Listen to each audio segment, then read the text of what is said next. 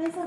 全國運動會，全運會組委會希望安排唔同嘅活動喺三地一啲地標舉行，為第15屆全運會預熱。距離15運同埋殘特奧會正式舉行倒數1週年之際，澳門賽區籌備辦公室喺澳門嘅旅遊活動景點設置倒計時器，令市民同埋旅客感受全運會即將嚟到嘅熱烈氛圍。我哋喺澳門嘅中心點議事亭前地設置倒計時器，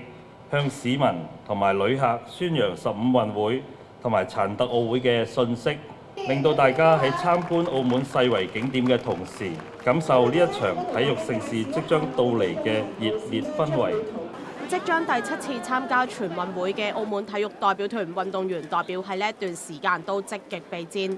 目標一致，全力為澳爭光。